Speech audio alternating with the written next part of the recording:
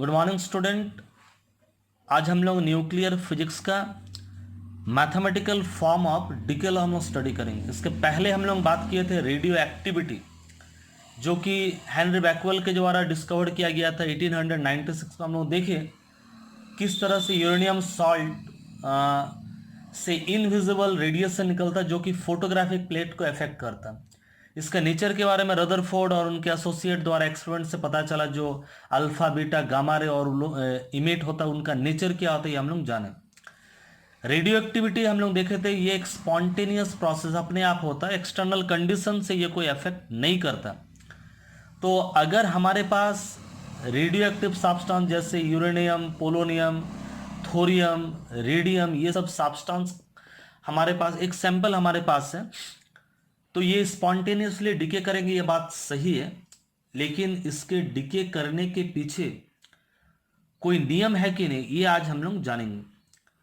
तो radio active decay का जो नियम है, ये नियम के अनुसार ये नियम हम लोग को बताता है जो रेट ऑफ डिके का मतलब होता है dN/dt। This is directly proportional to number of nuclei in radioactive substance at that time. अगर हमारे पास रेडियोएक्टिव सब्सटेंस है, इसमें n का मतलब है नंबर ऑफ एटम्स जो प्रेजेंट है, तो अगर इस सैंपल में n नंबर ऑफ एटम अगर प्रेजेंट है तो रेट ऑफ डिके पूरा डिपेंड करेगा n के ऊपर।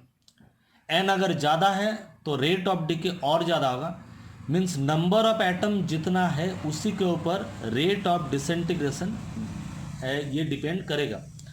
माइनस सिंबल का मतलब है जो समय के साथ समय जैसे जैसे बढ़ता जाएगा नंबर ऑफ एटम डिक्रीज करता जाएगा।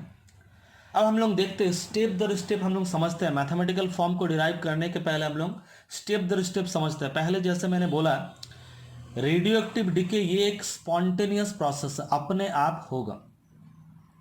एक्सपेरिमेंटली दूसरा चीज देखा गया, जब रेडियो एक्टिव डिके होगा उससे निकलेंगे alpha particle, beta particle, gamma particle, gamma ray.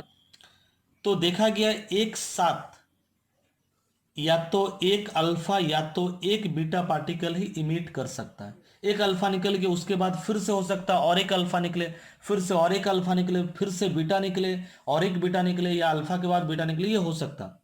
लेकिन एक साथ दो बीटा, एक अल्फा बीटा, तीन अल्फा, एक बीटा, इस ढंग से नहीं निकलेगा। देखा गया एक्सपेरिमेंटली देखा गया एक साथ एक ही अल्फा निकलेगा या एक ही बीटा निकलेगा। तो जब एक अल्फा या एक बीटा पार्टिकल कोई रेडियो एक्टिव न्यूक्लियस से इमिट करता तो वो न्यूक्लियस अनस्टेबल हो जाता और एक्साइटेड स्टेट में चला जाता, और एक्साइटेड स्टेट से ग्राउंड स्टेट में आने के लिए उसको कुछ एनर्जी रिलीज करना पड़ता। तो गामा फोटोन के माध्यम से वो एनर्जी रिलीज होता है। मेरा रिक्वेस्ट, इसका पिछला वीडियो में हम लोग देखे थे अल्फा इमिट होने से क्या होता है, बीटा इमिट होने से क्या होता है, गामा इमिट होने से क्या होता है, ये आप लोग थोड़ा सा देख लीजिए। थर्ड पॉइंट है जब कोई radio active nucleus alpha particle को इमिट करता, जैसे कि हम लोग देखे थे, जब कोई रेडियो एक्टिव न्यूक्लियस जिसको पेरेंट न्यूक्लियस हम बोलते हैं उससे अल्फा पार्टिकल निकलेगा, तो जो डॉटर न्यूक्लियस जो हमारा बनेगा उसका एटॉमिक नंबर 2 और मास नंबर 4 घट जाएगा। लेकिन अगर बीटा पार्टिकल निकलेगा तो क्या होगा, ये हम लोग पिछला वीडियो में देखे थे। बीटा पार्टिकल निकलेगा तो एटॉमिक नंबर 1 बढ़ जाएगा और मास नंबर जैसा का वैसे रहेगा, क्योंकि बीटा तो है फास्ट मूविंग इलेक्ट्रॉन, ये होता है -1। तो इससे अगर -1 कर दे तो यहाँ पर क्या होना चाहिए ना, +1 होना चाहिए हमारा। और यहाँ पर अल्फा अगर निकलेगा, इससे अगर 2 निकल जाएगा तो Z-2 होगा, इससे अगर -1 निकल जाएगा तो Z+1 होगा। तो अल्फा डिके के दौरान जो डॉटर न्यूक्लियस जो हमारा बनेगा पीरियोडिक टेबल में, उसका जो प्लेस है, पोजीशन है, वो 2 घट जाएगा, और बीटा निकलने से उसका पोजीशन 1 बढ़ जाएगा। लेकिन गामा अगर निकलेगा तो उसका पोजीशन ना बढ़ेगा ना घटेगा। जब कोई न्यूक्लियस एक्साइटेड हो जाएगा तो तब उसको ग्राउंड स्टेट में लाने के लिए, या वो गामा को इस ढंग से समझ सकते हैं, गामा रेडिएशन को इमिट करके वो ग्राउंड स्टेट में आ सकता।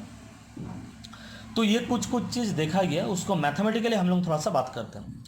तो मान लिया जाए कोई टाइम जब हमारा स्टार्ट नहीं हुआ, जब टाइम हमारे पास इतना सैंपल है हमारे पास, तब टाइम t=0 हम लोग लिए, और रेडियो एक्टिव न्यूक्लियाई तब जो है वो है संख्या n0।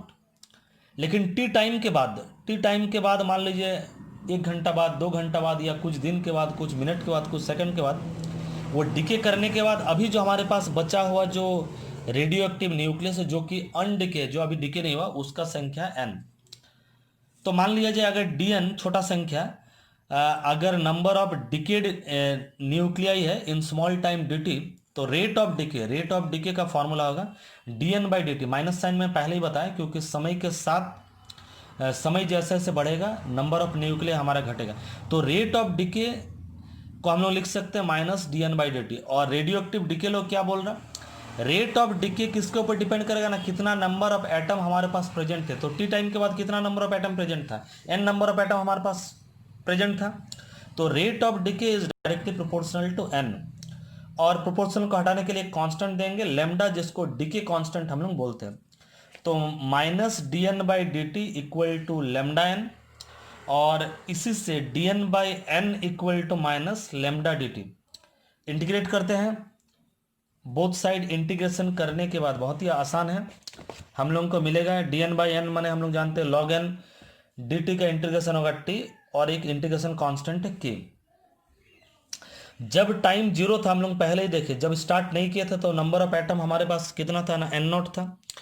तो t इक्वल टू अगर 0 पुट करेंगे, ये अगर 0 हो जाएगा तो नंबर ऑफ एटम क्या होगा, n0 होगा, और इधर में क्या बचेगा k। तो इसका मतलब k बराबर log n0।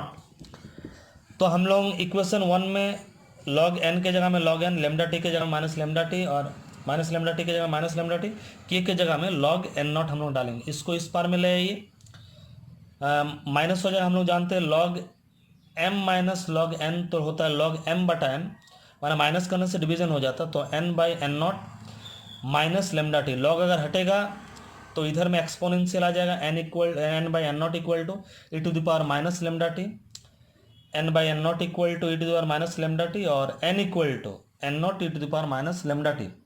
इसको हम लोग बोलते हैं एक्सपोनेंशियल डिके इक्वेशन। लैम्डा है हमारा डिके कांस्टेंट, इसका वैल्यू, और इसको लेकर के हम लोग नेक्स्ट क्लास में हम लोग इसको लेकर के बात करेंगे। तो आज के वीडियो में बस इतना ही।